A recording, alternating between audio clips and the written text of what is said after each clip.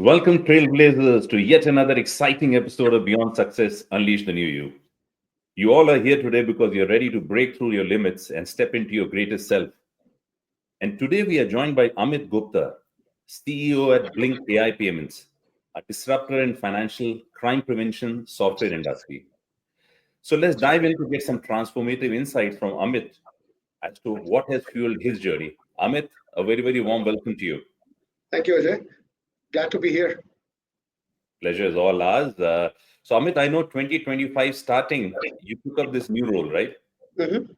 And I believe you recently also been awarded by the Tycon as the top 50, not only the top 50 startups, but also the top three. That's right. Would you care to share a little bit Sure, onto that? sure, sure, sure, sure. So, Ajay, you and I have known each other for a while. I've had a very long career with HCL. Very fortunate to be playing multiple roles, starting new businesses, uh, you know, successfully transitioning from one role to another. Right. Uh, this was something that came about almost about a year ago when I actually happened to meet a few very bright individuals Hmm. who were looking to really disrupt a market. So Blink AI was really set up not to really build just another software product, but the focus really is to disrupt the market, the entire financial crime industry that we all suffer from today. It is fraud is rampant in our industry today, right? In Right. the financial world, and Correct.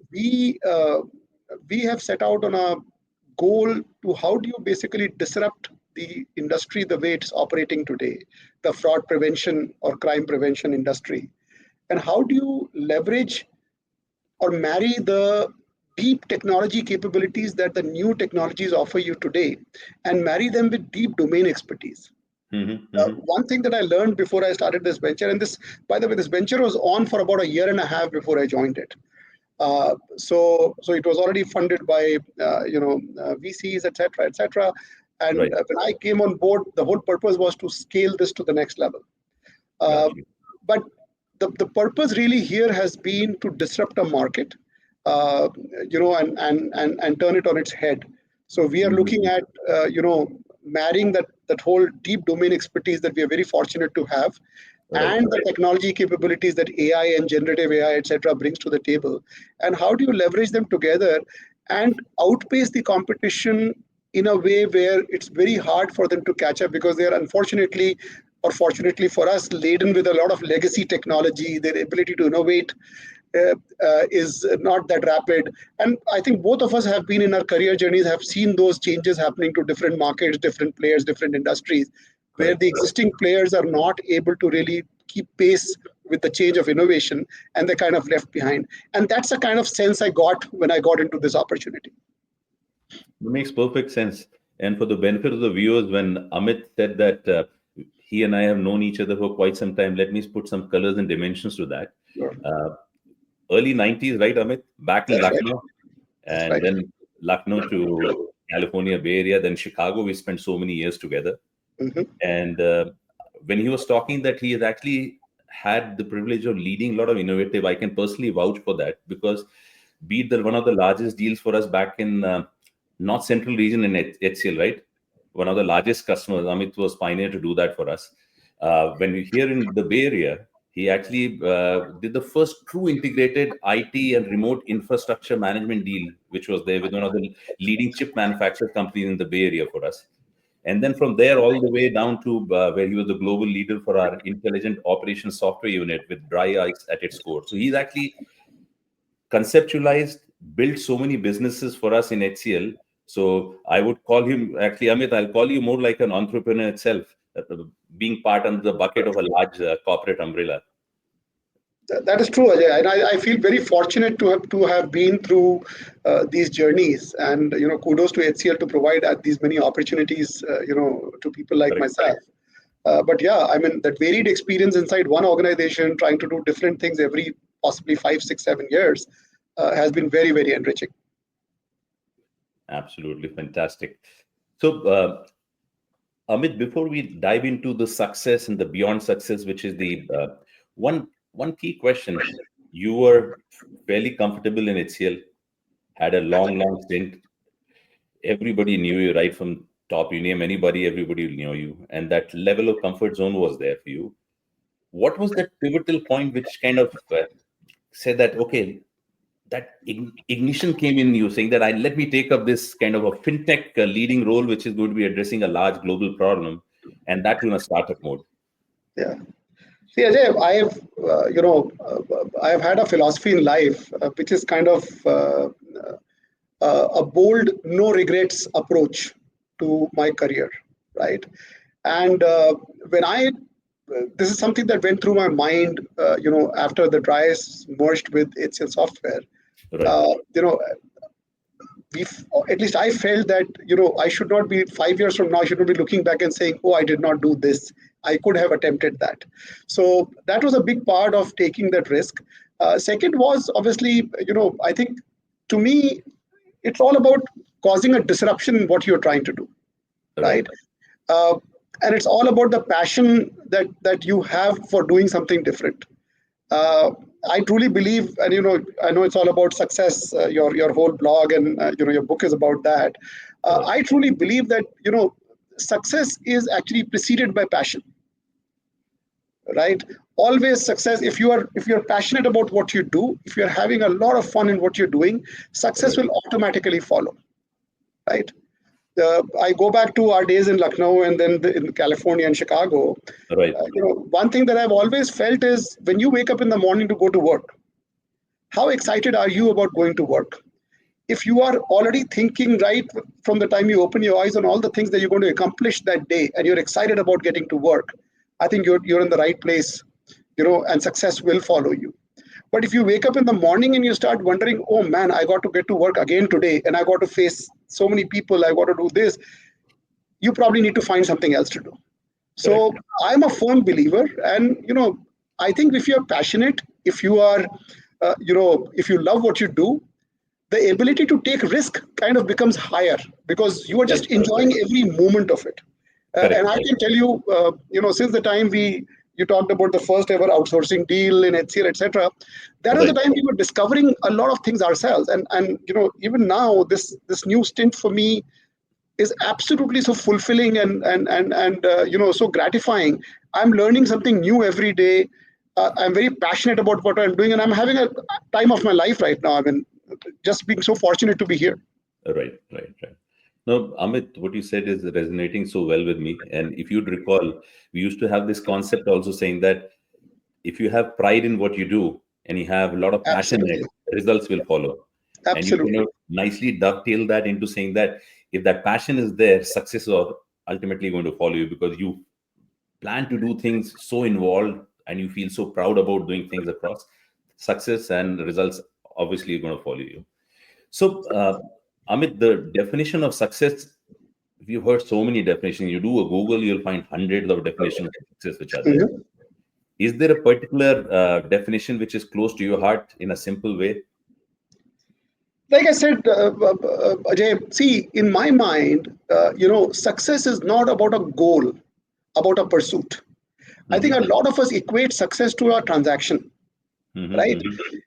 To me, that success that's actually an accomplishment of a goal in a longer journey towards success. So you'll undergo multiple transactions and multiple milestones in your journey towards success, right? And success is never complete in my mind. But Mm-hmm. if you are doing it, you know like I said, if it's preceded by passion, and if it is preceded by a lot of fun, and you are enjoying yourself, nothing can stop you from getting there. So to me, that is the most important element of having the passion and the fun aspect of doing what you're doing. I think success will follow, but never make it about a goal, about a transaction. Mm-hmm. So let's peel the onion a little further onto this, right? Amit, what you said, there's an interesting thought. And we also talked about the purpose which is there. And if I were to, let's talk about your current role at the current organization where you are at Blink AI. There could be a purpose which is there, which Blink AI is trying to do. It's not about just detection of crime and financial fraud, which is there, but also prevention of it.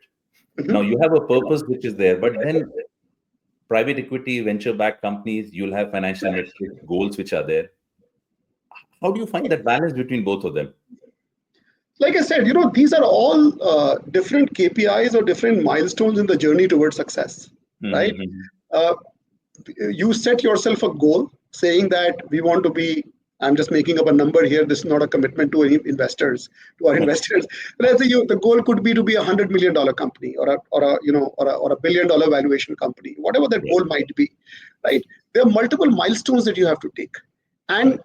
and I think there has to be some degree of discipline while you're pursuing your goal or target, and there has to be some degree of resilience, because Mm-hmm. to me, passion, fun, resilience, and discipline are four cornerstones of success. So could you repeat that one more time? You said passion, So resilience, passion, discipline. fun, Mm. discipline, and resilience are the Very four elements, in my mind at least, are the four cornerstones of success, on which success can be built. You lose one of these pillars, the stool gets wobbly, right?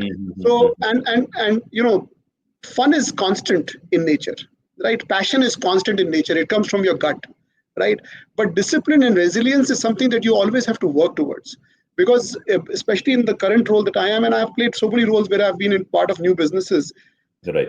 you can get off the track very very quickly. There are a lot of low hanging fruits that always stare at you, and say, oh, if I grab that, but they could just take you off your track. So Correct. having the discipline and resilience, when times are bad, when things are not looking up, how do you stay resilient? I think those are the four cornerstones that at least I have always thought through in terms of my pursuit towards whatever I'm trying to accomplish. So you touched base on some interesting attributes, and you said these are the four prong kind of legs to a stool of success, which is there. Now, if I were to build further onto that, you talked about discipline, for example. How important is keeping your saw sharpened, for example? You as an individual, you need to ensure that you deliver value to all the ecosystem you're interacting with, and you need to be continuously learning. Will it be a good idea to say, if you were to say there are certain subsets between discipline, this would form part of it, or what else might be there in discipline we should do? See, discipline is your ability to stay focused on a specific purpose, Mm-hmm. right? Mm-hmm. And when you start breaking it down, there are various ways and means and number of things that need to happen for you to get to that purpose. So Mm-hmm. in my role, I look at the engineering organizations. I work very closely with our CTO. I work with the sales organization. I work with our product management. I work with the investors. I work with our board of directors. I think uh, each of them is a different facet towards that purpose, right? Mm-hmm. Each have to be handled in its own way.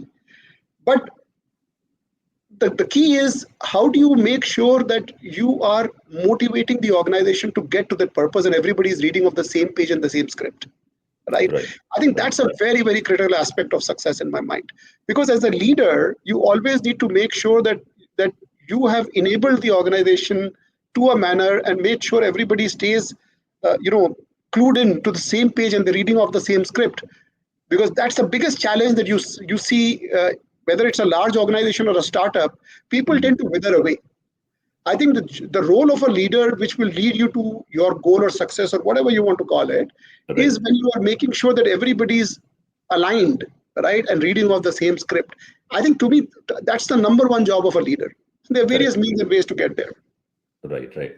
So in a simpler way, if I were to say, Amit, what you're trying to say is that in your entire organization, how do you ensure that everybody is aligned to the same and have those four pillars which you talked about earlier ingrained in them as well, and they talk the same language internally as well Absolutely. as externally? Absolutely, and they all will have they will all have their own definitions of it, right? Right. When we talk about discipline, right? I mean, as salespeople, we can relate to the fact that a sales guy loves to go out anywhere and everywhere, right? How do Correct. you, as a startup, you only have so much bandwidth available. How do you keep them honest and focused on a specific task? So to them, that's a discipline. How do you make sure the engineering organization has the discipline of delivering what they've committed to and not overdevelop something that is not needed, right? Correct. Because uh, a developer or a creative guy can go all over if you give them a free rein, right? But you don't want to kill their creativity, but you want to make sure it is focused on a specific purpose that we have in front of us, So everybody will have their own definitions. I think Right. your job or my job as a leader is to make sure everybody is defining their own goals and purpose, right? Everybody is defining their own resilience aspects and the discipline, and then Mhm. moving towards that. That makes sense. Makes perfect sense. So another interesting angle which comes, and you mentioned about referred about my book where I talk about not only success but beyond success. And Absolutely. we look at angles which are a holistic success where you have professional world and your personal world. Mhm. Amit, you and I both have been guilty so many times in our past that whenever there is a clash between professional priorities and personal priorities, it's normally the personal priorities always take a beating, which is there. Absolutely. Now, how do you bring this whole work-life integration into place? I'd love to hear your thoughts onto that. And I have some observation which I'll anyway make later on, but love to Sure. hear your thoughts. So, see, Ajay, it's a tough call, always a tough call, right? I think one thing that I always look at is quality of time rather than the quantity of time, All right. right? If the quality of time that you're spending in your personal life with your family, is of high quality, Mm-hmm, mm-hmm. I think it compensates to a large degree to the quantity of time that you're spending with them, right? And it also takes, like I said, there is always a woman behind a successful person, right? It also takes two to tango. I think once they understand what you're trying to accomplish and they're part of the journey, right? Mm-hmm, mm-hmm. It kind of gets easier. And once you establish the fact that the quality of time that we're going to spend together versus the quantity of time, Mm-hmm. once the balance is struck, I think it's easier to strike that balance. Will you always get it right? I guarantee you not. Right? We'll never get it right perfect, but we always keep trying. Correct, correct, correct, correct. No, good nugget. So, what if I were to take some key takeaways? One is that you talked about being on the same page with your partner in your personal ecosystem, and as Absolutely. long that understanding is there, uh, if you focus on the quality part of the time being spent, because you could still be at home, everybody is spending time together under the same roof, but they're locked in their different rooms and doing their own stuff, so it doesn't kind of really solve anything which is there. So you rather spend maybe a couple of hours, but a very focused, dedicated time which is there with family, Yeah. doing personal things, which everybody creates the memories. Absolutely, and I can relate to my own recent experience. Right, when I talk to my wife about leaving this cushy corporate job, when you have all the perks in the world and everything is so great and so awesome, and like you said, you know the company well, the company knows you really well, Right. and you are delivering success after success after success, and then suddenly you say, you know what, I'm going to just stop here and do something completely different, which is full of risk, and having that understanding between me and my wife, her Mm-hmm. support for me to be able to do this, none of this would be possible without that. So to Mm-hmm. me, having that, and since I've personally gone through this recent, I think I agonized over the decision more than she did, right? Because she said, oh, if you love doing this, just go for it. And it was very simple for her to say that, but it took me a few months to come around and say, oh, okay, I really want to do this. But it was more agonizing for me, and I always give her the credit for building that understanding and saying that, I really understand what you are trying to do, and I'm always behind you in whatever you try to attempt to Right, right. I'll make sure Amit Ruchika gets to hear this portion for sure. No, but I agree with this, and I think I've noticed this that in our better halves, they have that ability of taking decisions very quickly do. in terms Correct. of with data points are there. There are not too many gray areas for them, and they kind of and while we may be trying to process so much of data around if this happens, then what, and all those stuff which is there. So I hear you. Yeah. Yeah. Anything on the professional world? While you said being on the same agreement with the partner in the personal front, but how does this whole thing work out in the professional office ecosystem? Be it your superiors, be it your colleagues, be it your team members, customers. So I think, Ajay, you know, it, both in the personal and professional world, one key thing is constant communication. Mm-hmm, mm-hmm, I believe that there is nothing called over communication, right? You know, when investors have a purpose, right, mm-hmm, and your teams have a purpose, your job is to continuously make sure it is aligned, how do you keep it aligned is by over communicating, right? Uh, when you have a product management team and a sales organization and a implementation team and a customer success team and an engineering team, all trying to work in their world, right? Right. Right. Making sure that everybody is over communicating with everybody, I think is the most important and the basic element that needs to be in place before you can try to drive any goal or any metric. That makes sense. And if I were to draw parallels to this over communication, which you just talked about, and it works very well to your point, saying that people communicate as much as possible, so you're not assuming anything. You're Exactly. not assuming that people would have understood. You are communicating to ensure that people understand. So over communication is good. But on the contrary, I'm just playing the devil's advocate over here. On the contrary, what happens is there's so much of bandwidth getting not only in communicating but also receiving those communications that sometimes you may not really look at them so seriously. And this other thing which comes is that finding that balance where you're talking about time, quality, productive time for, let's say, for personal things, you may get busy, bogged down with that. So Yeah. any So, thought? so no, no, absolutely, you're right. I mean, when people start over communicating, when we talk about communication, our traditional thought in today's time is about emails. Let's communicate over emails. Let's publish the agenda. Let's publish, the minutes of the meeting. Let's do a lot of that stuff. Right. I believe that the leadership of different groups have to come together once a week and share thoughts. I personally chair those meetings every single week where we have the entire team come together, the leaders, and we actually just sit down and brainstorm. I do the same thing with the investors. I sit down with them, if not once a month, once every 6 weeks, and just brainstorm with them and update them what I'm trying to do and just hear them out and where can they add value to us, right? I think that process of a simple meeting, Mm-hmm. bringing everybody on the same page and expressing your perspective and hearing them out is a big starting point for that communication to happen. I'm not a big fan of emails. I would rather pick up the phone and call somebody because I'm very old school. To me, people do business with people, people work with people, Correct. right? So they're the most important element in any equation, right, in business. So to me, that really is the more important part, but I'm absolutely not a fan of email communication. You and I probably have talked when we were working together, is Right. just pick up the phone and call. Yeah, absolutely. Get it resolved. Actually, it reminds me of it. During HCL days, if you remember, the third largest software ERP company, we closed a large deal. I was Yes, running that deal yes. and we closed that large deal. And this company, incidentally, is headquartered in New York. And when you go to their office, something very unique I noticed for the first time. So when you go to their corporate office, when you go through reception and everything, where their executive management team sits, there is a large rectangular table which is there. Mhm. And all the top management sit across that rectangular table.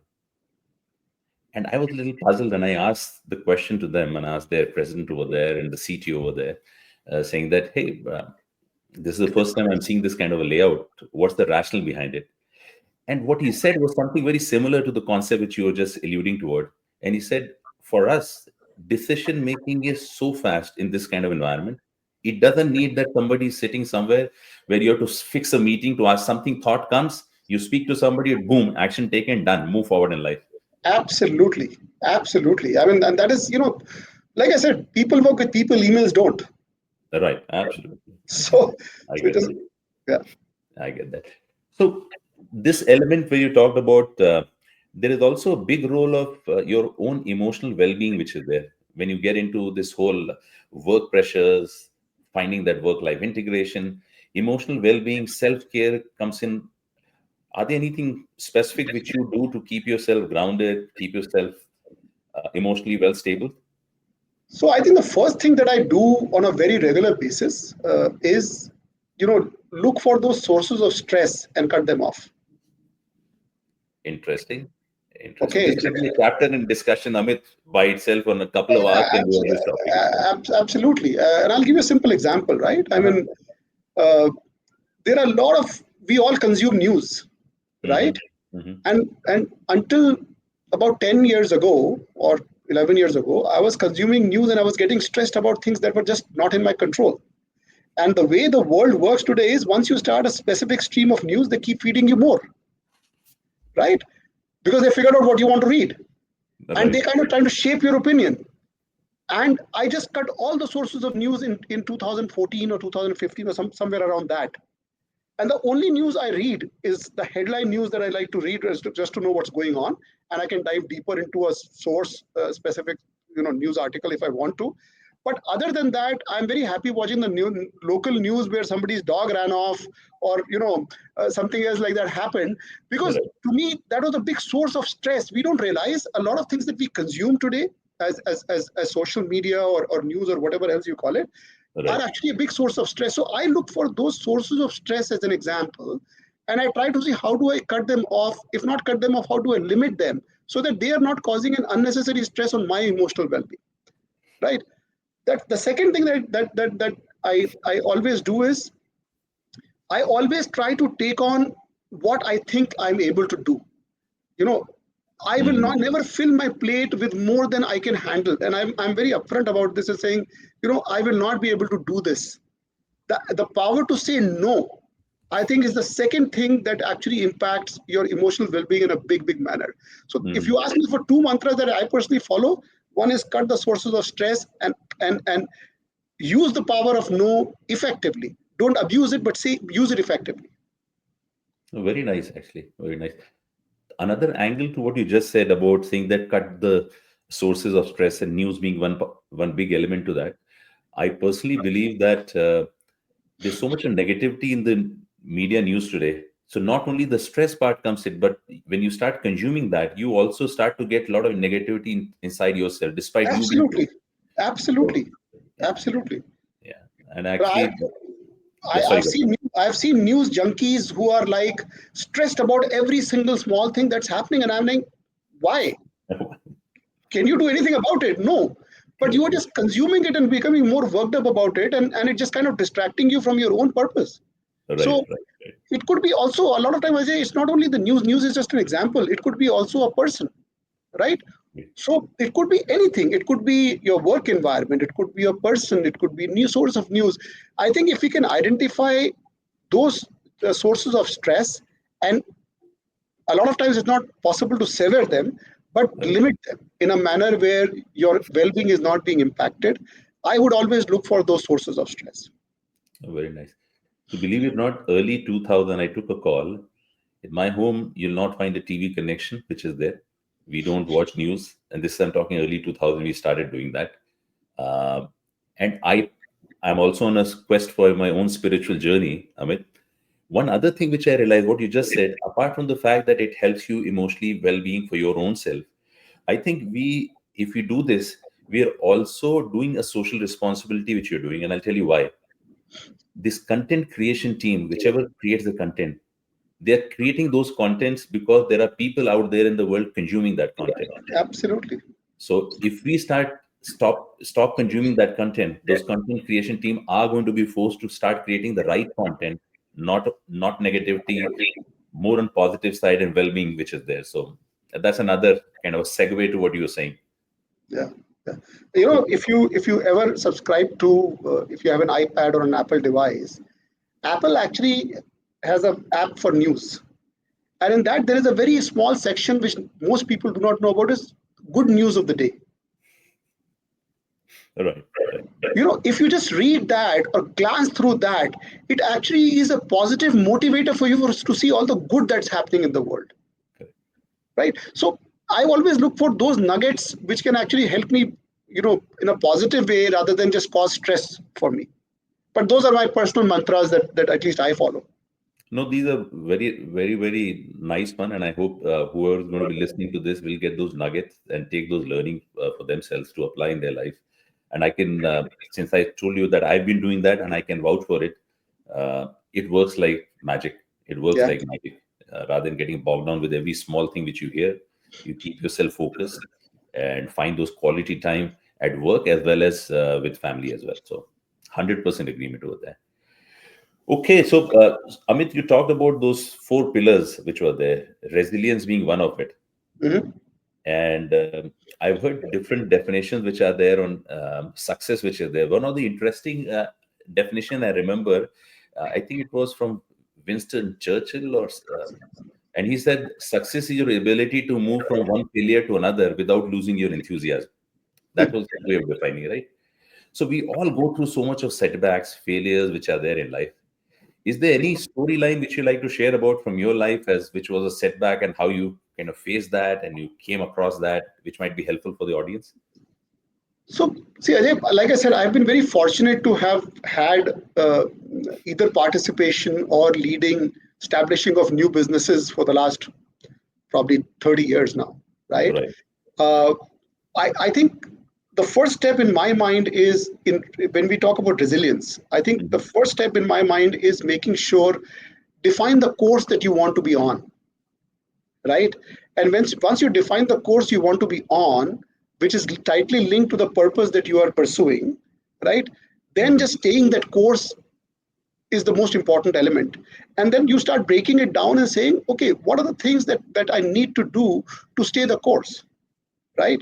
I'll give you a very simple example. I mean, when you there are a lot of distractions that can come, which are, like I said, in a new business, you will see low hanging fruits out there, Mhm. right? Mhm. Which Mhm. can actually get you off track very, very quickly. But staying the course and making sure the entire team stays the course when times are tough, right? I think that's the most important element, because the best thing is always the hardest to get, right? So in my mind, I think having that entire defining what that course is that will Correct. get you a purpose, and creating those boundary conditions which will Mhm. help you stay the course, I think are the most important element in my mind, the way you have to do resilience. See, I tend to think very simply about life, Mhm. right? Mhm.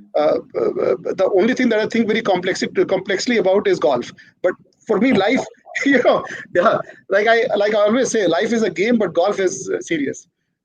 so, so, I like that. so, yeah, so to me, defining those in a very simplistic manner without complicating your life, right? Mhm. Will Mhm. you always stay the course? Absolutely not. But if you can try to be on that course for 90% of the time and stay focused on the goal and not get distracted by the low hanging fruit, or the distraction going around you, I think those, to me, that's the definition of resilience.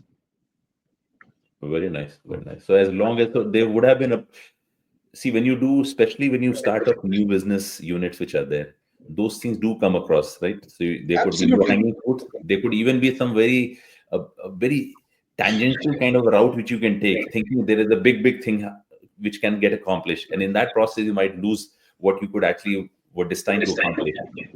So I get that. I get that. Keeping on course. Interesting. Interesting. Now, Amit, bringing this to a culmination, which is there. You talked about ecosystem work, which is there. You talked about ecosystem at home, which is there. There is also an ecosystem which is there of mentors, which are there, influences, which are there in life. Any specific things which come top of your mind in terms of which you've learned across and which have deeply influenced your leadership style, which are there? Anything that you'd like to call Yeah, out? I think to me, and it is just I've been very fortunate to have a few mentors who actually helped me guide my journey. Right, very very fortunate to have that, and I think all of us need some mentors, need some outside in perspective from time to time. Right. See, I read a book a long time ago called Wanting. Mm-hmm. This book is about mimetism. So, mimetism basically is about the art of mimicking someone. So, when we are born as human beings, we are born mimetic, Mm-hmm. right? Mm-hmm. We mimic our moms, we mimic our friends, we mimic our dads, we mimic our siblings, right? When we get to work, we mimic our colleagues. When we mimic Bollywood stars or Hollywood stars or whatever. So we are. It's the world is full of people that you want to mimic. You want to be like them, Right. consciously or subconsciously, right? The question is if you can create a discipline inside you to control the art of mimetism, right? And focus on what you want to mimic, which will benefit you, which are your mentors, right? I think to me, that is the most important thing. It's very hard to develop. We all go all over the place, right? We all have done this. We have all worn those bell bottoms and whatever way the other people are dressing up, because Correct. we all get influenced by that subconsciously, right? Correct. But at work, I think it becomes very important to find those people that you want to mimic, right? And find the right qualities that you want to mimic. Right. So if I were to expand this, and I'm just trying to take my understanding what you just said, what I heard from you, would it be fair to say that you can mimic different qualities from different people? Absolutely, So consciously. If you conscious. can, if you can develop your mind to a point where you can be very conscious about what you want to mimic, right? Because a lot of mimetism happens subconsciously. Right.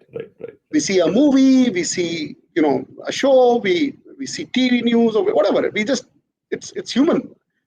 We are born with this ability, Correct. right? The fact is, if you start mimicking something that can destroy you, that can have a negative impact on you, right? You start drinking in college because you're mimicking people, right? How do you manage that habit, right? That's a dark side of mimicking. So there are various things that we all get influenced by. Right. If we can step back and choose the things that we want to pursue and mimic further, I think that's really, in my mind, that's the balance we always have to strike. Very nice. Very nice. So if you were to pick up one such quality and you want to inspire the audience who's going to be listening to our podcast, and for them to unleash their best version, what would that one quality you'd call out? See, I think having the passion for Passion. whatever you do. If there is one thing that I had to pick up, just pick up the thing that you're most passionate about, right? Everything else will follow. Got you. Got you. So, Amit, this has been wonderful. Whatever dialogue we just accomplished over here had tons of learnings. And there was another element, I'll tell you, despite knowing each other for so many decades, there were a couple of areas which came across in this call, and it had to wait for this call to learn some elements about you, actually. But very interesting. I have a rapid fire session for you. Okay. Okay, so there are certain questions, and you are supposed to answer them with one word or one sentence itself, which is I'll do whatever my comes top of best. your mind. Okay. Okay, so viewers, fasten your seatbelt. The rapid fire session starts now. Coffee or tea to kickstart your day? Coffee. Favorite book, movie, or podcast that inspired you? Psychology of Money, a book that I read. Psychology. And how long back did you This read is a this few book? years ago, I think about 10, 15 years ago, maybe. And still Uh, stuck with you? yeah, because I was really curious about why does one want to make money? And everybody has a different answer, right? All So right. I just came across this book and I read it, and it kind of became one of my favorites. I'm going to put this on my reading list, actually. I've Okay. heard about it, never read it, actually, but Yeah. so I'll do that. Okay, one word to describe your leadership style. Delegate. Delegate. Okay, nice. And the second word I would add is trust. Delegate and trust. Yeah, I was about to say that you need to have people, right ecosystem or team with you where you can delegate the right thing to them. So trust definitely is the key thing over there. Okay, if it was not fintech, what industry you would be disrupting today? Actually, I would be going back to the services industry, and I can see a lot of opportunities of disruption there. Mm-hmm. I would go And back to that, and I think they are at a pinnacle of where disruption is going to happen. Somebody or the other is going to turn the industry on its head. I would agree with that. And so your journey actually would has been cyclic in terms. So you started with products, went to Correct. services, then to products, and you see opportunity over here right now in terms Yeah. of services. Got you. Morning person or night owl? Morning person. Favorite way to unwind yourself after a long day at work? Actually, just it's just a chat with my wife. Okay. I would like to go for a walk with her and just unwind. So this is another section I need to send to Ruchka for sure. You picked up on my cue earlier, looks like. So Yeah. okay, one app which you can't live without. One app that I cannot live without. Hmm. I think it's the messaging. Let's see. Okay. If you could have dinner with one historical figure, who would it be? One historical figure. See, I would certainly want to have dinner with Manmohan Singh, not many people will pick him up, right? He is not a favorite character of many people, but I truly believe that he's one person who steered India out of a mess, right? With the kind of personality he had, right? Which was, he was a very reserved person, Right. not very outspoken, right? I would love to understand how do you go about making a change of that magnitude without without being outspoken. Gotcha. To me, that just intrigues me, because when you see political leaders, Mm-hmm. they're all very outspoken. They express their desires, and I'm not talking about him as a prime minister. I'm talking about him as a finance minister, Yeah, right, right? right. So to me, for somebody's ability to change the course of a country without being outspoken, it just intrigues me, and that's what I would love to understand. How did he manage to do that? Correct, correct.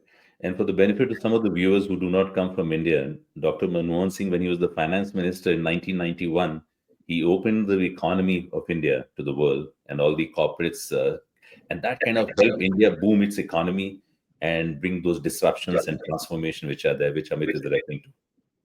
Great, I agree with that, Amit. One last question: any living person, if you were given opportunity to spend a day with for collaboration, who would that be? Collaboration in personally, You can pick up professionally. personally, professionally, whichever your call. This is your opportunity to say where you work life integration, whom you pick, prioritize. Uh, that's a tough one. I mean, there's so many people. It'll be hard to name one, right? There's so Take your many pick. people. Huh? Take a pick. How many you want to top of the mind? Any few people come, and you are just to build the context to help you. You had earlier already established the ground rule saying that you can pick up qualities from individual quality from different people. So if there are a few names come top of my mind saying for this I like to collaborate with this, whatever. One guy I would always have a pleasure of picking up time and brains is Sandeep Kishore. Mm-hmm. You and I both know him, Yeah. right? He's absolutely an outstanding leader, right? A gem of a human being. If there is any one person I would love to, and I just happened to spend a few days with him when I went to receive the Tycoon Award. But there's one person genuinely I would really look up to, or spend a day and come out having learned several new things. It would be him. Fantastic, fantastic. And I would agree with that. Amit, both you and I have worked so closely with him, with Sandeep. And I'll also ensure that this part of the clipping goes to him as well. Yeah. But Amit, any closing thoughts? That brings us to the end of our discussions today. Any No, closing thoughts thank you, from you? Ajay. Thank you for the opportunity. I really appreciate this. I think it was a great discussion. Frankly, I've never been into a discussion like this where I've talked to a person, a friend, on subjects like these in a formal forum. So thank you for the opportunity. I wish you all the success with your endeavor. All right. We'll be happy to help in whatever way I can when we go a long way back, and let's stay connected. But thank you for the opportunity. Thank you, Amit, for joining us. And friends, this is a wrap on our another powerful episode of Beyond Success Unleash the New You. And we like to once again thank Amit for sharing such fantastic insights with us. I, all of you viewers, you are the reason we do this. So keep pushing, keep growing, keep unleashing the new you. And until next time, stay bold and take that next step. Amit, thank you once again. Thank you, Ajay.